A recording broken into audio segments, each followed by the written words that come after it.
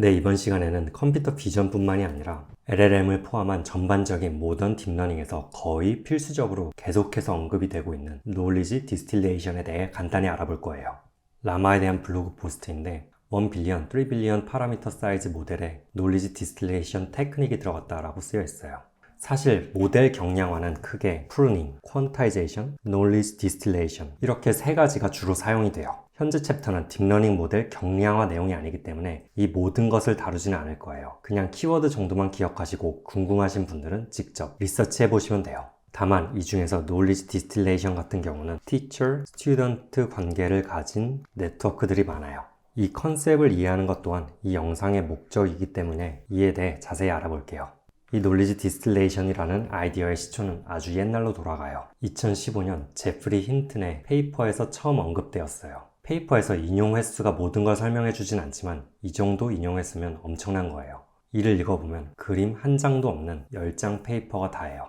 아주 간단하게 설명을 해볼게요. 아주 많은 양의 데이터로 큰 뉴럴 네트워크를 학습시켜요. 학습시키고자 하는 모델이 비전이라면 아주 큰 비전 트랜스포머나 레스넷 같은 거를 쓸 수 있겠죠. 만약 언어 모델이라면 아주 큰 트랜스포머 LLM 모델을 쓸 거예요. 이 모델을 티처라고 부를게요.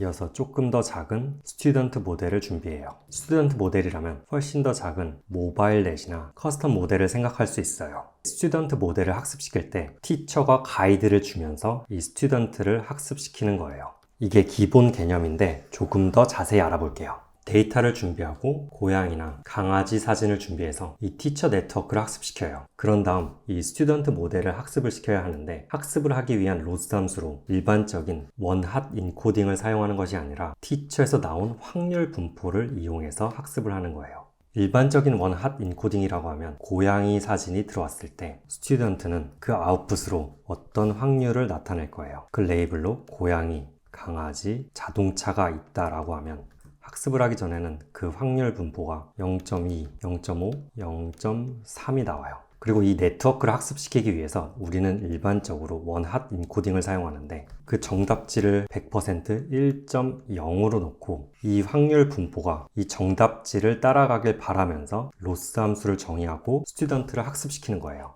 이게 바로 아까 말한 원핫 인코딩이죠.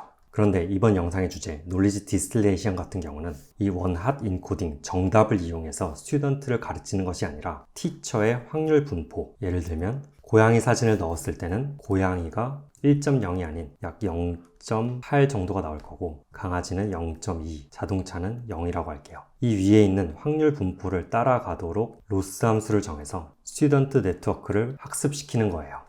이러한 방식으로 티처의 확률 분포를 보고 배운다면 원핫 인코딩으로 만든 정답지를 보고 학습을 하는 것보다 더 성능이 좋아진다라는 거예요. 왜 정답지보다 티처의 가이드가 더 잘 동작을 할까? 직관적으로 생각을 해보면 티처는 이 네트워크가 매우 크기 때문에 그 네트워크 속에서 어떠한 패턴을 찾아서 발견할 확률이 더 높아요. 예를 들어 고양이 사진을 줬을 때 이 강아지 확률도 어느 정도 나온 이유는 고양이랑 강아지가 비슷하니까 자동차와는 다르게 눈도 있고 코도 있고 귀도 있고 이러한 비슷한 점들이 많기 때문에 이를 찾아서 어느 정도 더 높은 확률이 나온 거예요. 이러한 패턴이 티처의 확률 분포로 나오기 때문에 정답지를 보고 배운 것보다 이러한 패턴이 암묵적으로 이 안에 들어있다 라고 생각을 해서 이 뭔가의 다크 놀리지를 배우게 된다라는 게 핵심이에요. 별로 어렵지 않은데 한번 코드를 통해서 알아볼게요. 해당 코드는 파이토치의 놀리지 디스틸레이션 튜토리얼에서 많은 도움을 받았어요. 파이토치를 준비해요. 그리고 CIFAR 100 데이터를 준비할게요. 이 CIFAR 데이터는 간단한 이미지 클래시피케이션 데이터예요. CIFAR 100을 사용했기 때문에 클래스의 개수는 100개예요. 이어서 티처 네트워크, 스튜던트 네트워크를 정의해요. 두 네트워크의 사이즈를 비교해보면 티처 네트워크의 파라미터는 120만 개, 스튜던트 네트워크의 파라미터는 30만 개, 그러니까 약 4배가 차이 나는 네트워크예요. 그리고 우리가 아는 아주 클래시컬한 방법, 크로스 엔트로피 로스와 아담 옵티마이저를 사용해서 각각의 네트워크를 학습을 시킬게요. 그럼 티처 네트워크의 테스트 애큐러시는 35%, 스튜던트 네트워크의 테스트 애큐러시는 33% 정도가 나왔어요. 각각 따로 학습을 시켰을 때는 티처 네트워크가 35%, 스튜던트 네트워크가 원핫 인코딩을 사용해서 학습을 했을 때는 33%의 애큐러시를 가져요. 이제 아까 말한 티처의 확률 분포를 통해서 스튜던트를 가르쳐 볼게요. 놀리지 디스틸레이션이라는 코드인데 별로 어렵지는 않아요. 티처와 스튜던트 네트워크를 가져와서 각각 티처의 스코어와 스튜던트의 스코어를 계산해요. 그 확률 분포를 계산하기 위해 티처 네트워크의 소프트맥스, 스튜던트 네트워크의 소프트맥스를 적용해요.